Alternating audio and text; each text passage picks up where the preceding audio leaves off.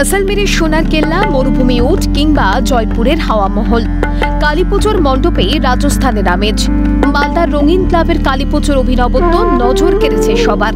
মণ্ডপের থিম রঙ্গিলা রাজস্থান। শহরের একাধিক বিগ বাজেট ঝাঁ চকচকে কালীপুজোর মাঝে ছিমছিম শিল্পধারায় সাজিয়ে তোলা মণ্ডপ আর প্রতিমার সাবেকি সাজে রঙিন ক্লাবকে করে তুলেছে অনন্য। আর গোটা কর্মকাণ্ড সামলাচ্ছেন বিক্রম সিংহ, প্রবাল সরকার, অনিমেষ সাহা, অমিয় দাস, জীবন সাহা সহ এক ঝাঁক তরুণ তর্কি। মানে রাজস্থানের যে সমস্ত চিত্রশিল্প, রাজস্থানের বাসীদের যেরকম কালচার, সেই কালচারকে আমরা এই প্যান্ডেলের মাধ্যমে তুলে ধরার চেষ্টা করছি। পূজা যেমন করি তার সাথে সাথে আমাদের সামাজিক কার্যকলাপও থাকে। আমরা বন্ধুরা যে কয়েকজন রয়েছি তারা তো রয়েছি, এবং তার পাশাপাশি চাঁচল এলাকার যে মানুষ তারাও খুব সাহায্য করেন। নিত্য নতুন কিছু দেখতে পাই, তাই নতুন নতুন কিছু ভাবনা থাকে প্রতি বছর। খুব ভালো, এই জায়গাটা খুব ভালো জায়গা।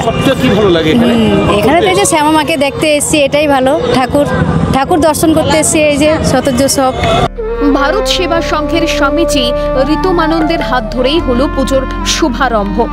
উপস্থিত ছিলেন তাজমুল হোসেন, চাঁচল বিধানসভার বিধায়ক নিহার রঞ্জন ঘোষ, জেলা পরিষদের সহকারী সভাধিপতি ATM রফিকুল হোসেন, মালতীপুরের বিধায়ক আব্দুর রহিম বক্সি সহ একাধিক বিশিষ্ট ব্যক্তিত্ব।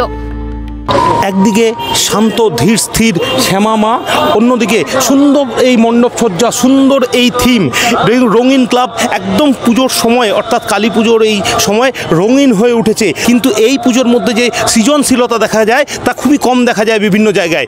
মালদা থেকে ক্যামেরা উদয় মণ্ডলের সাথে সমক লাইডি, ক্যালকাটা নিউজ।